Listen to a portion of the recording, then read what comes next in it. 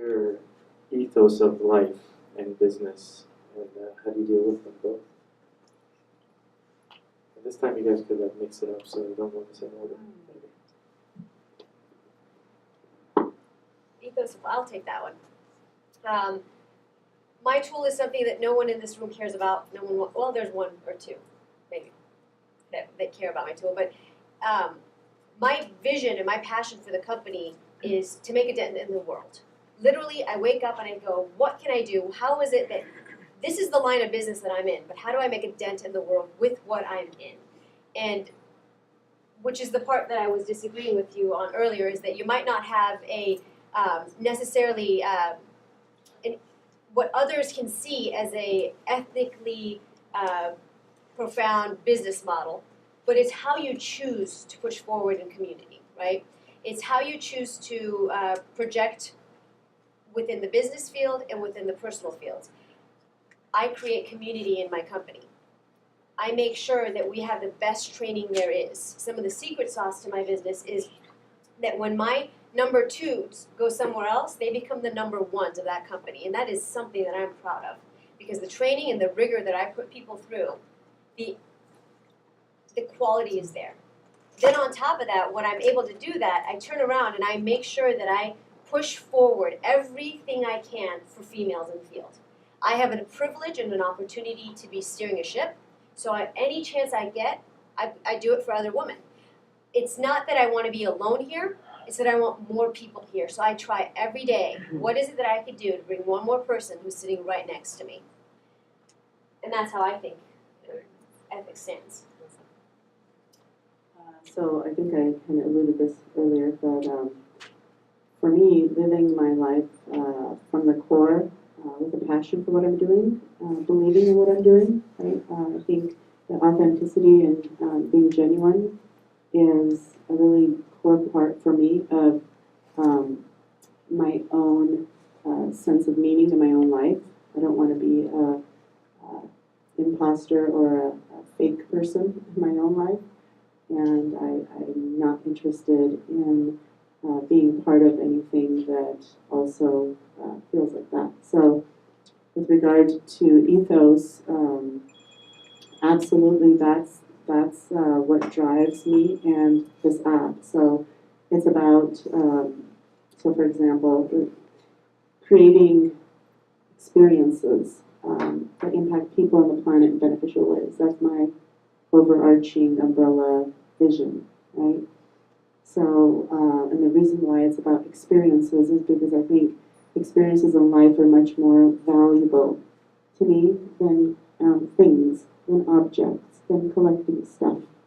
I'm more of an editor than a collector. I'd rather edit out as much as possible to get down to the core jewels of what's really valuable in my life than to just keep adding on things and people and stuff to make myself feel like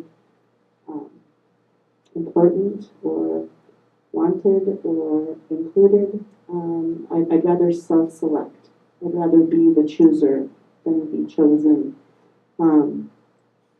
And so this app about ethos is really, and I'll go into it really quickly, is that it's on 3 levels. Foodies connect with local chefs. Those are professional chefs, culinary school students, and homemaker cooks.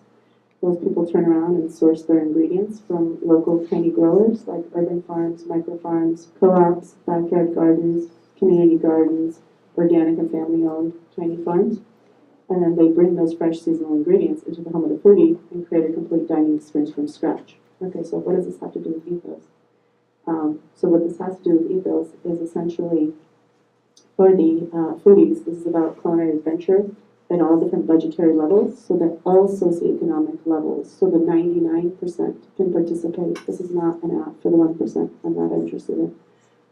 This is for the 99%. It's about celebrating diversity, not just tolerating diversity.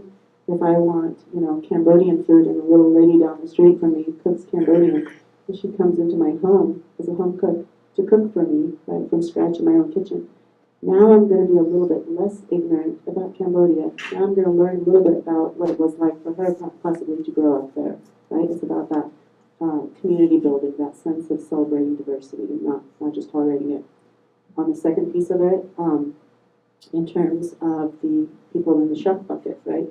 The professionals, the students, the homemakers, they get to generate a profit, generate income, I should say, with zero overhead. This is the Airbnb model for chefs. They get to set their own pricing, availability, dishes. This is about economic empowerment. So this is about jobs for people, doing what they love doing, which is cooking. And then for the growers, it's about visibility and support. If we can send people direct to these tiny growers, then they can increase their profits, decrease their waste, divert waste from going to landfills.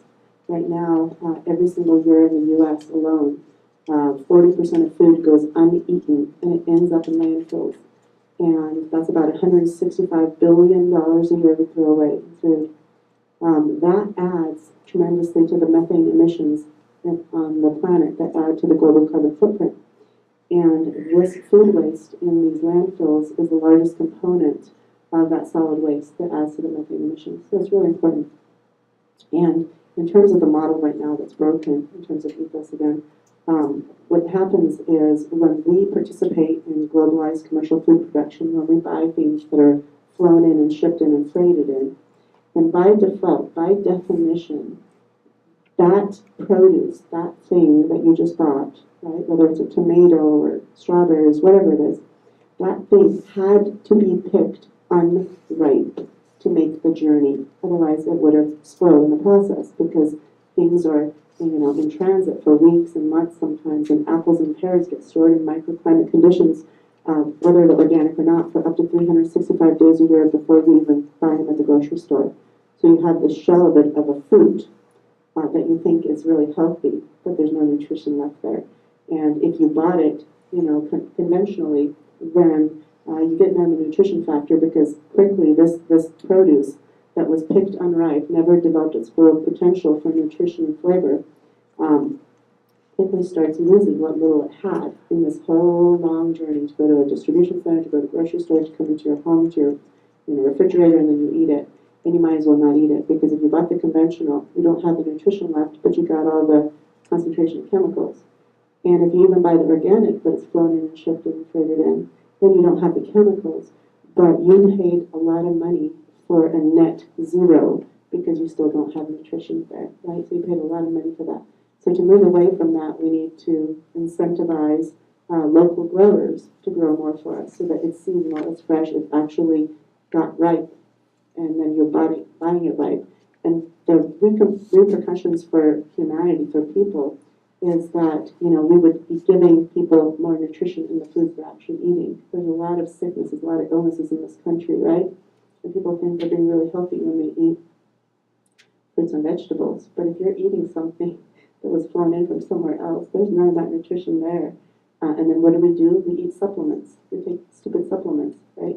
But if that fruit, that vegetable, that thing was actually picked when it was ripe, then it already has all the nutrition that nature intended for you to have. You don't need to pop pills to try to supplement that lack of nutrition. So for me, this is all about the ethos behind doing good on many levels within society and having a tremendous undercurrent of change, moving away from that paradigm, from that old model of bringing in things and then plugging money back into our own economies, into our own society,